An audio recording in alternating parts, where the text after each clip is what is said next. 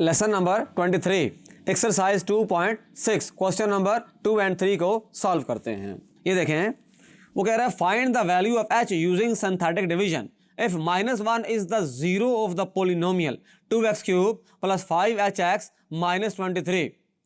अब बात बड़ी आसान सी है, जीरो ऑफ द पोलिनोमियल का मतलब ये होता है कि ये उसका रूट है। इसको सॉल्व कर लेते हैं। Since -1 is zero of 2x³ plus 5hx minus 23, this implies x equal to -1 is root of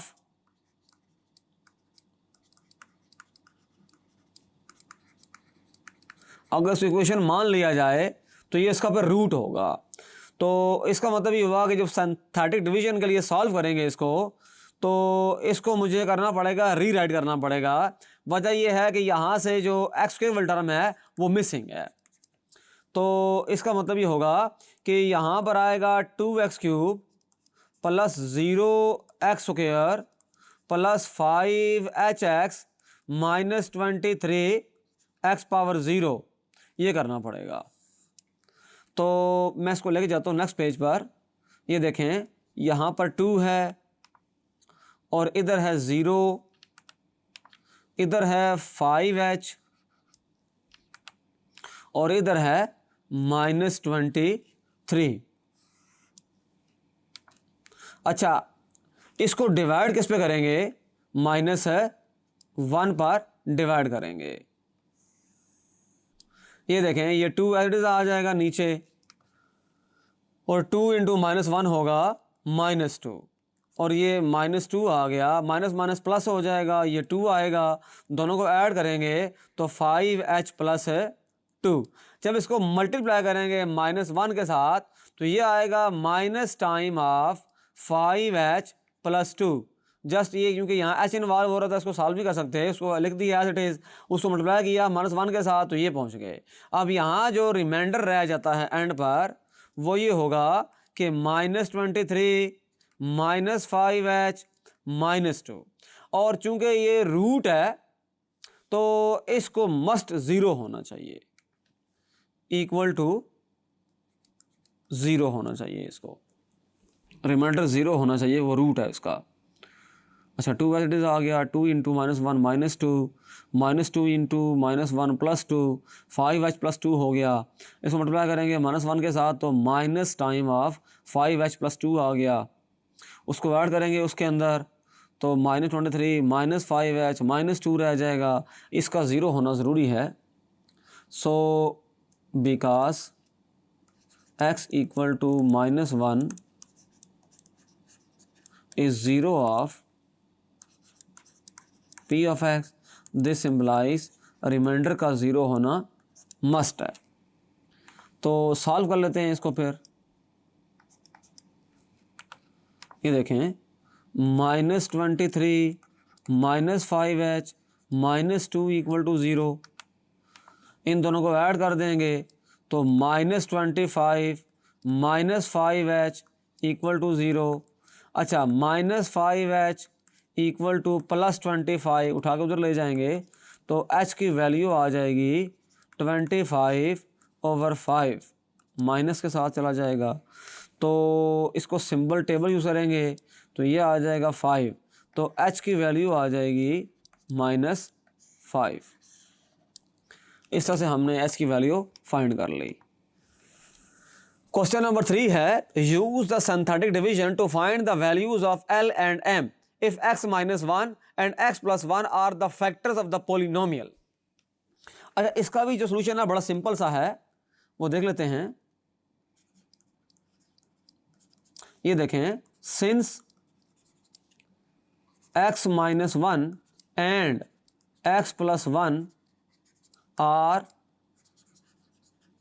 factors of x³ -3l x² + 2mx + 6, this implies x equal to 1 and x equal to -1 will be zeros of, ये जो equation है इसको of given polynomial, ये जो given polynomial है इसकी बात मतलब हो रही है, तो ये पर उसके ज़ीरोज़ हो जाएंगे। अब हम ये करेंगे स्टेप बाय स्टेप, पहले इसके साथ डिवाइड करेंगे, फिर इसके साथ है डिवाइड करेंगे। तो स्टेप 1 के अंदर देखें क्या करेंगे, इसको लिखें ज़रा, इसके जो कोएफिशिएंट्स लिखें।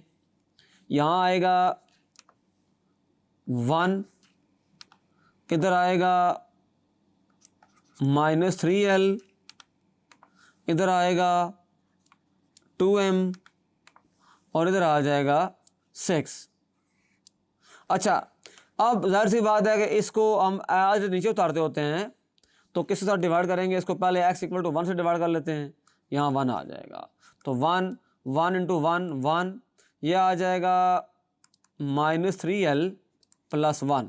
अब इसको मल्टीप्लाई करें 1 के साथ, तो इधर क्या आना चाहिए, फिर हमारे पास है -3l प्लस 1 और प्लस 2m इसके साथ। इसको ज़रा कर लेते हैं, थोड़ा सा एक्स्ट्रा कर लेते हैं,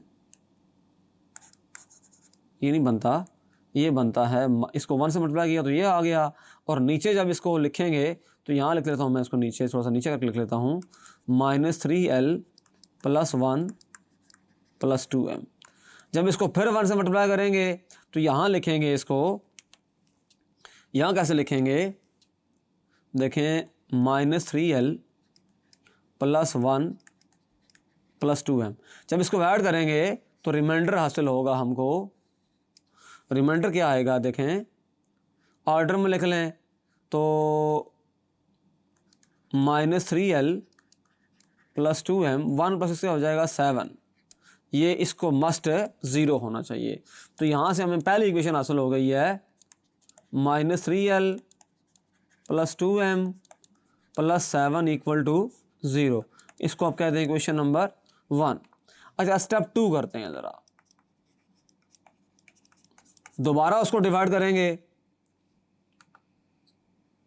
1 -3l, यहाँ लिखेंगे 1 -3l और इधर आएगा 2m और इधर आएगा 6।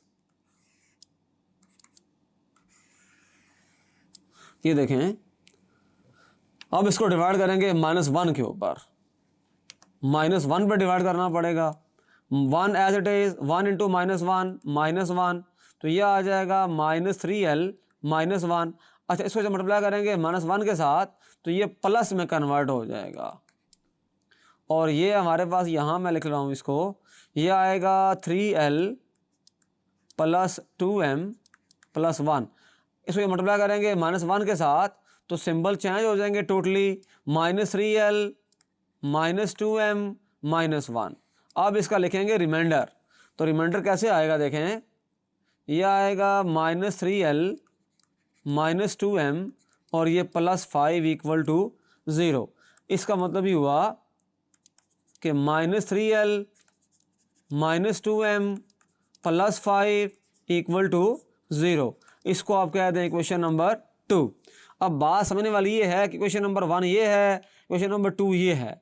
अगर मैं इन दोनों को सॉल्व करूँगा, अगर मैं दोनों को सिंपली ऐड कर दूँ तो m की वैल्यू आ जाएगी, और अगर सब्ट्रैक्ट कर दूँ तो l की वैल्यू आ जाएगी। तो स्टेप नंबर 3 में ये काम कर लेते हैं, ऐड 1 एंड 2। अच्छा, लिख लेते हैं ज़रा इसको पहले,